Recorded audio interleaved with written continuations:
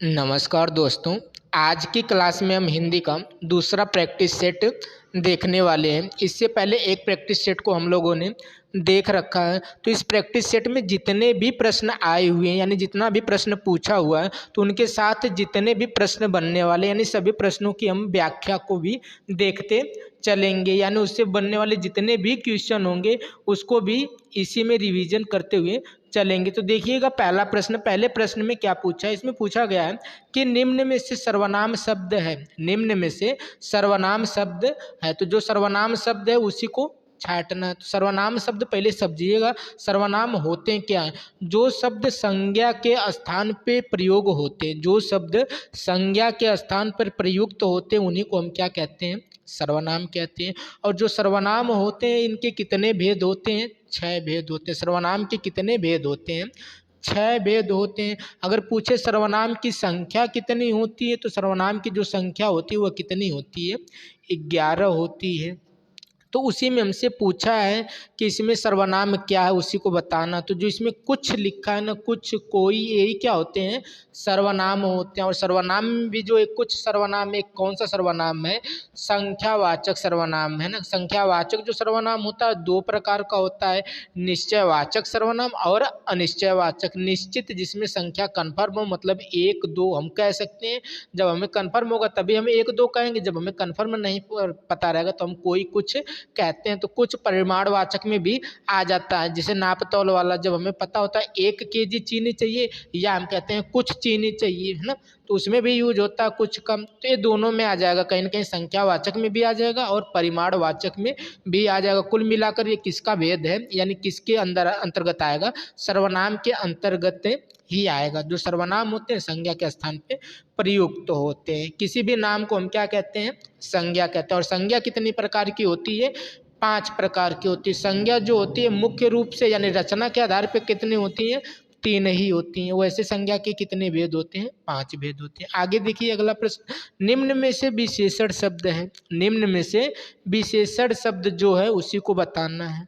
तो विशेषण शब्द वह होता है जो संज्ञा और सर्वनाम की विशेषता बताता है। विशेषण किसे कहते हैं, जो शब्द संज्ञा और सर्वनाम की विशेषता बताते हैं उसी को हम क्या कहते हैं, विशेषण कहते हैं। और विशेषण कितने प्रकार के होते हैं, विशेषण 4 प्रकार के होते हैं। और विशेषण पहचानने का एक तरीका देखिएगा, तरीका क्या है कि जो भी विशेषण शब्द होगा, जो भी विशेषण शब्द होगा किसी संज्ञा या सर्वनाम के पहले फिट हो जाएगा, किसी संज्ञा या सर्वनाम के पहले क्या हो जाएगा, फिट हो जाएगा। जैसे दौड़, दौड़ किसी भी नाम के आगे आप नहीं लगा सकते। क्रोध, क्रोध भी नहीं लगा सकते। अगर ये क्रोधी होता तो आप कह सकते थे क्रोधी व्यक्ति। लेकिन देखिए शांत, शांत हम हमेशा यूज कर देते हैं, शांत लड़का, शांत बच्चा, शांत आदमी, शांत लहर, मतलब सबके आगे यूज हो जा रहा है ना। जो शब्द किसी भी संज्ञा या सर्वनाम के आगे यूज हो जाते हैं वही क्या होते हैं, विशेषण होते हैं। वही क्या होते हैं, विशेषण होते हैं। बाकी आप किसी को भी किसी संज्ञा या सर्वनाम के पहले नहीं रख सकते। इसमें जो बुढ़ापा है, जो क्या है, बुढ़ापा ये आपका क्या है, भाववाचक संज्ञा। भाववाचक संज्ञा वह कहलाती है जिसको सिर्फ हम महसूस कर सकते हैं, जिसको हम क्या कर सकते हैं, सिर्फ महसूस कर सकते हैं, उसी को हम क्या कहते हैं, भाववाचक संज्ञा। जिसके लास्ट में पा आता हो, पन आता हो और त्व आता हो, ऐसे शब्द क्या होते हैं, भाववाचक संज्ञा ही होती है। जैसे ममता से बना ममत्व, है ना, बचपन, बच्चा यानी बचपन। तो जिसके लास्ट में पन आए, त्व आए, पा आए, यही शब्द क्या होते हैं, विशेषण। और विशेषण जो होते हैं संज्ञा सर्वनाम की विशेषता बताते हैं और किसी ने संज्ञा सर्वनाम के पहले प्रयुक्त हो जाने चाहिए तभी वो विशेषण कहलाएंगे। और विशेषण कितने प्रकार के होते हैं, 4 प्रकार के होते हैं। आगे देखिएगा, निम्न में से प्रेरणार्थक क्रिया क्या है, निम्न में से प्रेरणार्थक क्रिया क्या है उसी को बताना। तो आपके सामने 4 ऑप्शन है, बताइएगा इसमें से प्रेरणार्थक क्रिया क्या है। तो देखिएगा एक धातु होती, एक क्या होती है, धातु होती है। जैसे हमने लिख दिया चल, चल क्या हो गई, धातु। और धातु में ही ना लगाने से क्या बन जाती है, क्रिया बन जाती है। धातु में ही ना लगाने से क्या बन जाती है, क्रिया बन जाती है। मतलब चल से क्या हो जाएगा, चलना हो जाएगा। और क्रिया ही 2 प्रकार की होती है, प्रेरणार्थक क्रिया, है ना, है ना, क्रिया ही यानी क्रिया के ही पार्ट है प्रेरणार्थक क्रिया, क्रिया का ही पार्ट है प्रेरणार्थक क्रिया। और जो प्रेरणार्थक क्रिया होती है ये कितने प्रकार की होती है, दो प्रकार की होती है। तो मूल होती है एक प्रथम प्रेरणार्थक और एक क्या होती है द्वितीय प्रेरणार्थक क्रिया होती है। प्रेरणार्थक क्रिया वो ऐसे पहचानिएगा जैसे चलना, चलना अपने आप में एक क्रिया है, मतलब वो मूल शब्द है, लेकिन चलना की जगह हम क्या लिख दें चलाना, क्या कह दें चलाना, चलना यानी वो चीज़ हम खुद बोल रहे हैं, चलाना किसी से कह रहे हैं चलवाना, ये द्वितीय प्रेरणार्थक क्रिया होगी। क्या होगी चलवाना, जिसमें वाना शब्द आता है द्वितीय प्रेरणार्थक क्रिया होती है।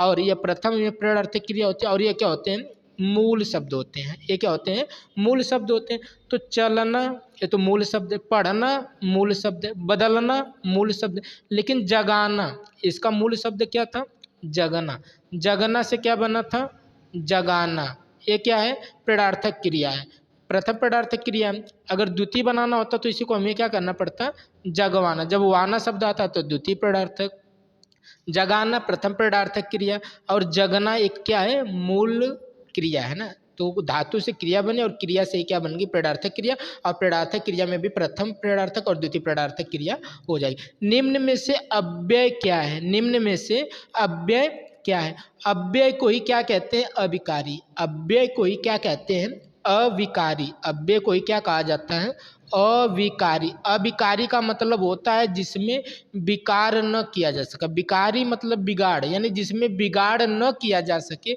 उसी को हम क्या कहते हैं अविगाड़ी है ना, अविकारी कहते हैं, यानी जिसको हम बिगाड़ न सके उसी को हम क्या कहते हैं अविकारी कहते हैं। मतलब अब भारत से क्या बना सकते हैं भारतीय बना सकते हैं, मतलब शब्द को बदल सकते हैं ना। लेकिन यहाँ पर देखिए जो आह लिखा है, क्या लिखा है आह लिखा है ना, इसको आप बदल ही नहीं सकते, इसको क्या आप श्याम को आप श्यामा बना सकते हैं, श्याम रंग बना सकते हैं, यानी कहीं ना कहीं ये बदल जाएंगे, लेकिन जो आह लिखा है ना इसको आप बदल नहीं सकते हैं। जैसे अथवा लिख दें, क्या लिख दें अथवा लिख दें, यथा लिख दें, तो ऐसे शब्द है ना यथा। जैसे हम लिख दें धीरे धीरे, क्या लिख दें धीरे धीरे, तो ये ऐसे शब्द हैं जिसको आप चाह के भी इसमें क्या हो सकता है परिवर्तन नहीं कर सकते, और जिसे हम परिवर्तन नहीं कर पाते हैं उसी को हम क्या कहते हैं अव्यय या अविकारी। अभी जो अव्यय या अविकारी होते हैं ये भी कितने प्रकार के होते हैं चार प्रकार के। चार प्रकार के कौन कौन से होते हैं क्रिया विशेषण, संबंध बोधक, समुच्चय बोधक और विस्मयादि बोधक। विस्मयादि बोधक वही होता है ना जिसमें हे हो अरे आता है, तो हे को आप चेंज नहीं कर सकते, हो को आप चेंज नहीं कर सकते। क्रिया विशेषण यही तो है जो क्रिया की विशेषता बताती है, तो क्रिया विशेषण यानी अव्यय के भी चार पार्ट हैं। आगे देखिएगा अगला प्रश्न इसमें पूछा है कि आँख का पर्यायवाची है, आँख का पर्यायवाची है, तो सबको पता होगा आँख की पर्यायवाची क्या होती है लोचन, नेत्र, नयन, चक्षु है ना, ये किसकी पर्यायवाचियाँ होती हैं आँख की पर्यायवाचियाँ होती हैं। वसन कहीं ना कहीं कपड़े का, पावक कहीं ना कहीं किसका है हवा का है, अनल पावक दहन, अनल पावक दहन कहीं ना कहीं आग का है, पावक किसका है आग का है। आगे देखिए मुझे किस प्रकार का सर्वनाम है, मुझे किस प्रकार का सर्वनाम है, यानी पुरुषवाचक सर्वनाम ही तो कन्फर्म है। पुरुषवाचक जो सर्वनाम होता है वो कितने प्रकार का होता है तीन प्रकार का, प्रथम मध्यम और अन्य। प्रथम यानी उत्तम, मध्यम, अन्य। जैसे आप इंग्लिश में उत्तम में क्या पढ़ते हैं आई वी का मतलब क्या होता है मैं और हम। मध्यम में क्या पढ़ते हैं यू, और यू का मतलब क्या होता है तुम। अन्य में जितने भी छूट गए यह वह वे है ना सब इसी में आ जाता है। तो आई वी यानी मैं और हम किस में आता है उत्तम में आता है। और ये जो मुझे बना है ना तो मैं से ही तो मुझे बना है, मैं से ही क्या बना है मुझे, हम से हमने, मैं से मुझे, तो मैं से ही मुझे बना, तो मैं आता किस में है प्रथम में आता है, यानी उत्तम पुरुष में आता है। जब उत्तम पुरुष में आता है तो इसका ऑप्शन क्या हो जाएगा उत्तम पुरुष है। मुझे किस प्रकार का सर्वनाम है उत्तम पुरुष है। अर्थ के आधार पर, अर्थ के आधार पे जो शब्द होते हैं वो कितने प्रकार के होते हैं, जो अर्थ के आधार पे जो शब्द होते हैं वो कितने प्रकार के होते हैं चार प्रकार के होते हैं। अर्थ के आधार पे जो शब्द होते हैं वो कितने प्रकार के होते हैं चार प्रकार के होते हैं। उत्पत्ति के आधार पे भी जो शब्द होते हैं कितने प्रकार के होते हैं चार प्रकार के होते हैं। रचना के आधार पे शब्द कितने प्रकार के होते हैं तीन प्रकार के। रचना के आधार पे शब्द कितने प्रकार के होते हैं तीन प्रकार के। तीन प्रकार के कौन कौन से होते हैं रूढ़ शब्द, योग रूढ़ शब्द और यौगिक शब्द। उत्पत्ति के आधार पे चार शब्द कौन होते हैं तद्भव, तत्सम, देशज और विदेशज। और अर्थ के आधार पे भी कितने होते हैं चार होते हैं। चार कौन से होते हैं? अनेकार्थी, विपरार्थी, विलोमार्थी, समानार्थी, यानी ऐसे करके क्या है, चार होते हैं अर्थ के आधार पे। तो अर्थ के आधार पे जो होते हैं चार होते हैं, उत्पत्ति के आधार पे भी चार होते हैं, और रचना के आधार पे कितने होते हैं? तीन होते हैं। और विकारी के आधार पे कितने होते हैं? दो प्रकार के होते हैं, विकारी और अविकारी। अब विकारी कितने प्रकार का होता है? चार प्रकार का। और अविकारी कितने प्रकार का होता है? चार प्रकार का। लालटेन शब्द निम्न वर्गों में से किस वर्ग में आ गए? लालटेन कैसा शब्द है? लालटेन कैसा शब्द है, यही बताना है। तो यही उत्पत्ति के आधार पे जो चारों लिखा है ना, यही है शब्द। उत्पत्ति के आधार पे यही चार होते हैं, तद्भव, तत्सम, देशज और विदेशज। इसी में पूछा कि लालटेन किस प्रकार का शब्द है। तो एक चीज नोट करिएगा, जो संस्कृत के शब्द होते हैं, जो संस्कृत के शब्द होते हैं वो क्या होते हैं? तत्सम होते हैं। जो हिंदी के शब्द होते हैं, मतलब तत्सम से बदल कर हिंदी में यूज किए जाते हैं, वो क्या होते हैं? तद्भव होते हैं। जो हमारे देश की भाषा होती है, जैसे खड़िया, डंडा, लोटा, है ना, ये सब क्या होता है? जिसमें ड ढ खिड़की उड़की है ना, ये सब क्या होते हैं? देश की भाषा होती है। जो विदेश जितने भी इंग्लिश वाले वर्ड होते हैं, तो लालटेन कहीं ना कहीं इंग्लिश का शब्द है, इंग्लिश का पार्सिक। यानी ऐसे शब्द क्या होते हैं जो विदेश से आए, वो क्या कहलाते हैं? विदेशज कहलाते हैं। तो लालटेन कैसा शब्द हो जाएगा? विदेशज शब्द हो जाएगा। यशोदा में प्रयुक्त संधि का नाम बताइए। यशोदा में प्रयुक्त संधि का नाम बताना है। तो संधि कितने प्रकार की होती है? तीन प्रकार की होती है। संधि कितने प्रकार की होती है? तीन प्रकार की होती है। और संधि कहते किसे हैं? वर्णों के मेल को ही क्या कहते हैं? संधि कहते हैं। वर्णों के मेल को ही क्या कहते हैं? संधि कहते हैं। तो संधि का शाब्दिक अर्थ क्या हो गया? मेल हो गया। तो संधि का विलोम पूछे तो क्या होता है? संधि का विलोम क्या होता है? विग्रह होता है। संधि कितने प्रकार की होती है? तीन प्रकार की। कौन कौन सी? स्वर, विसर्ग और व्यंजन। जो स्वर संधि होती है यह कितने प्रकार की होती है? पांच प्रकार की होती है। विसर्ग संधि जब भी पहचानना होगा तो इसमें विसर्ग आएगा, ये ऊपर वाला र आएगा, और तीनों स क्या होते हैं? इसमें आधा आते हैं। अगर विसर्ग संधि पहचानना तो यही इसकी पहचान है। अगर व्यंजन संधि को पहचानना है तो इसमें क्या होता है? जो ऊपर एक बिंदी लगी होती है यह आता है, या तो द्वित्व व्यंजन, जैसे उज्ज्वल लिखा हो ऐसे। अगर ऐसा कुछ दिख रहा है तो वह व्यंजन संधि होती है। स्वर संधि पांच प्रकार की होती है, उसे पढ़ लीजिएगा। यशोदा, यशोदा का यदि आप संधि विच्छेद करेंगे ना तो यश धन दा होता है। यश धन दा, यश में विसर्ग आएगा, मतलब ये कौन सी संधि है? विसर्ग संधि हो जाएगी। आगे देखिए, कुर्सी पर मास्टर जी बैठे हैं। कुर्सी पर मास्टर जी बैठे हैं। कुर्सी शब्द किस कारक में है? किस कारक में है वही हमें बताना है। तो इसमें परसर्ग क्या आया है? कारक का चिन्ह क्या आया है? पर आया। कारक देखिएगा कितने प्रकार के होते हैं? कारक कितने प्रकार के होते हैं? 8 प्रकार के होते हैं। कर्ता ने कर्म को कर्ण से के द्वारा संप्रदान के लिए अधिकरण में पेपर, है ना, संबंध का की रे रारी रे, संबोधन हे ओ अरे, है ना, ऐसे करके कारक कितने प्रकार के होते हैं? 8 प्रकार के होते हैं। तो संबंध में क्या आता है? का, की, के, रा, री, रे, ना, नी, ने। तो काकी संबंध किसके साथ है? काकी के साथ। हमारा जो रिलेशन होता है किसके साथ होता है? काकी के साथ, मामी के साथ। तो यानी वही काकी से आप समझ जाइएगा। संबंध क्या है? काकी के आएगा। संप्रदान में क्या होता है? जहाँ पे कोई दान देने का भाव हो। के लिए किस में आता है? इसमें आता है। अधिकरण में क्या आता है? में, पे, पर। जैसे वह छत पर है, घर में है ना, तो रोड पे है, यानी जिस पे हमारा अधिकार होगा वही हमारा क्या हो जाएगा? अधिकरण हो जाएगा। करण से के द्वारा, जिसमें साधन किसके द्वारा काम किया जा रहा है, वह कार्य से आया। किसके द्वारा है? कार्य से आया, तो से क्या हो जाएगा? करण हो जाएगा। हमसे पूछा क्या था? पर, और पर आता किस में है? अधिकरण कारक में, यानी डी वाला ऑप्शन इसका सही हो जाएगा। बहुब्रीहि समास का उदाहरण क्या है? बहुब्रीहि समास का उदाहरण क्या है, यही बताना। तो पहले अब देखिएगा समास। समास कितने प्रकार के होते हैं? समास 6 प्रकार के होते हैं।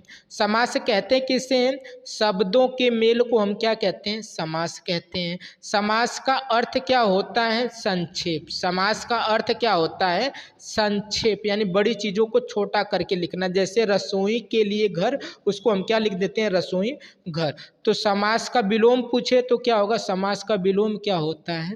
व्यास होता है। उससे हमसे पूछा क्या है? बहुब्रीहि समास का उदाहरण। तो समास कितने प्रकार के होते हैं?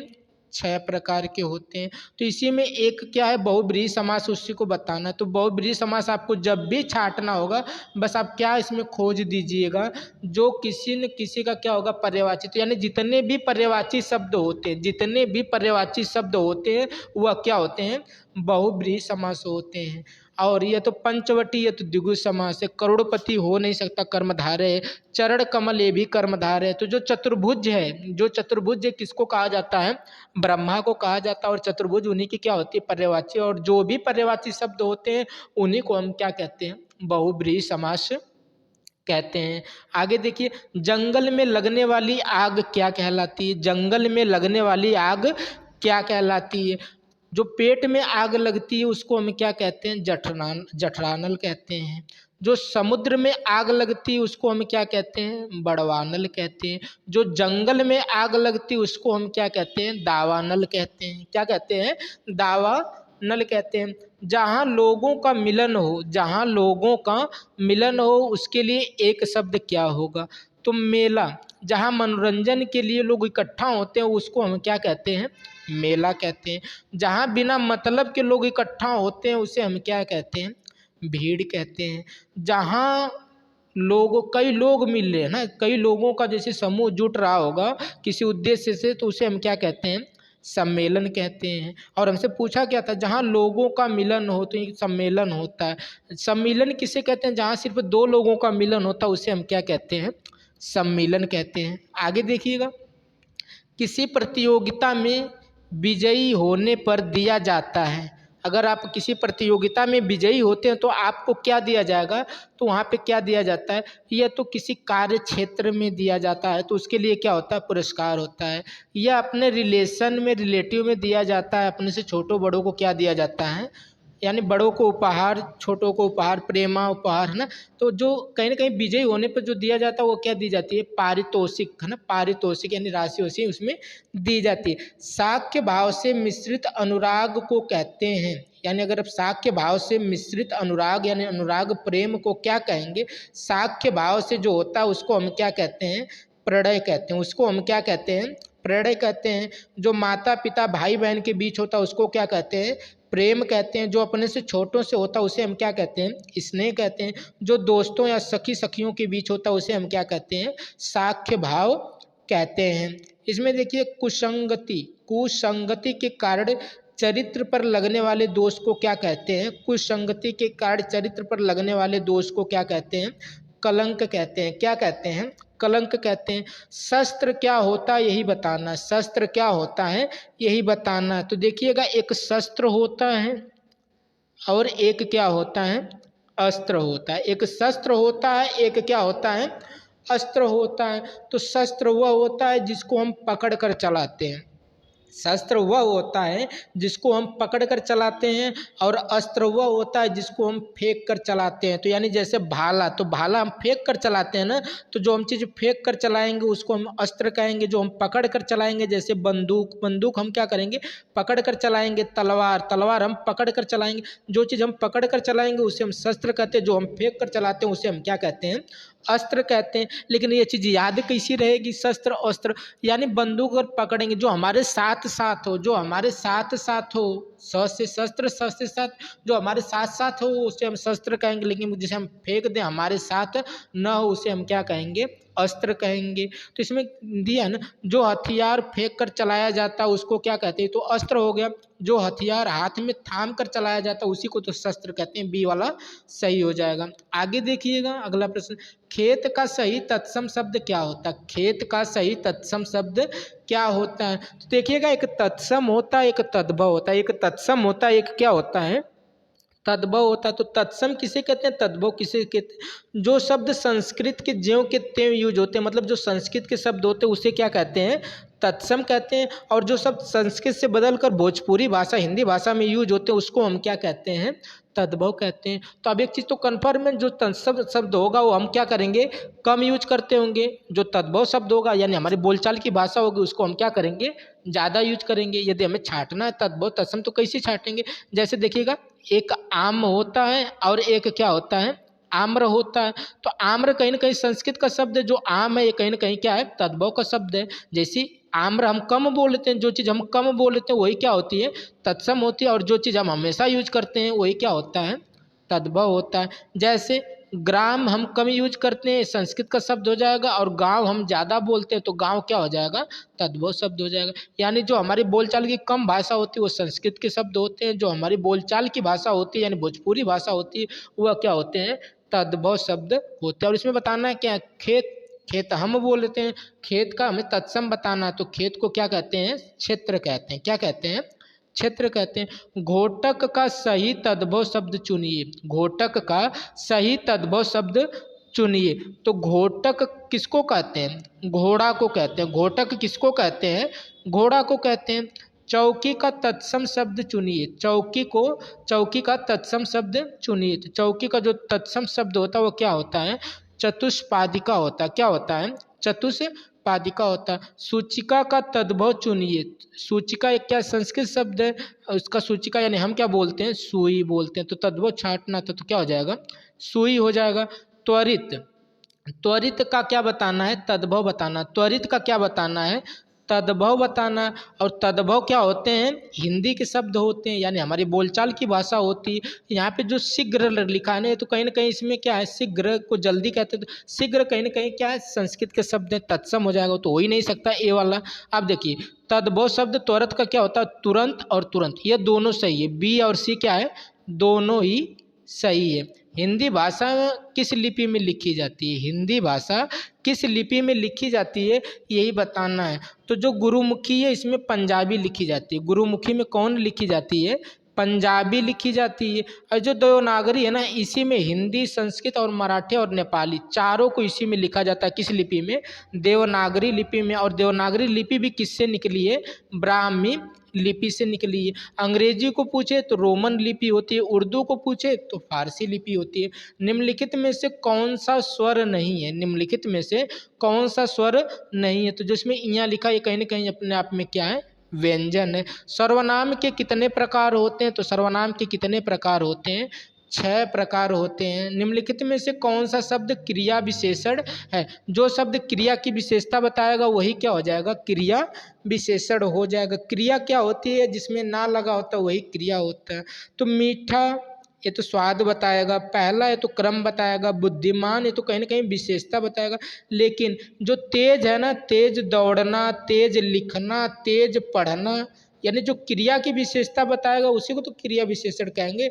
तो तेज क्या हो जाएगा, इसमें क्रिया विशेषण हो जाएगा। तो मतलब क्रिया विशेषण जब भी हमें छांटना होगा तो किसी क्रिया के आगे यूज कर लेंगे। जैसे तेज लिखना, तेज पढ़ना, तेज बोलना, तेज चलना, सबके आगे फिट हो रहा है, मतलब ये क्या है, क्रिया विशेषण है, और कोई भी फिट क्रिया के आगे नहीं होगा। सदा एक वचन में प्रयुक्त होने वाले शब्द क्या कहलाते हैं, जो सदा एक वचन में प्रयुक्त होते हैं वो शब्द कौन से हैं, सहायता हुआ, जनता हुआ, प्रत्येक हुआ, ये हमेशा किस में यूज होते हैं, एक वचन में ही यूज होते हैं। कुछ ऐसे शब्द हैं जो हमेशा बहुवचन ही रहते हैं, जैसे प्राण हो गए, हस्ताक्षर हो गए, आंसू हो गए, है ना, ये क्या है, कुछ ऐसे शब्द हैं हमेशा किस में रहते हैं, बहुवचन में ही रहते हैं। भूर्ध्व का क्या बताना, संधि विच्छेद बताना है ना, तो क्या होता है, भूधन ऊर्ध्व, क्या होगा, भूधन ऊर्ध्व हो जाएगा, जो कि बी वाले ऑप्शन में दिया हुआ। तो आज का यही टेस्ट था, यानी प्रैक्टिस सेट दूसरा था। आशा करेंगे कि ये प्रैक्टिस सेट आपको ज़रूर पसंद आया होगा। अगला प्रैक्टिस सेट भी आपको जल्दी ही मिलेगा, इसके लिए आप वीडियो को क्या कर लीजिएगा, सब्सक्राइब करके रखिएगा, और यानी चैनल को सब्सक्राइब करके रखिएगा, और इस वीडियो को लाइक और शेयर भी कर दीजिएगा। मिलते हैं अगले वीडियो में।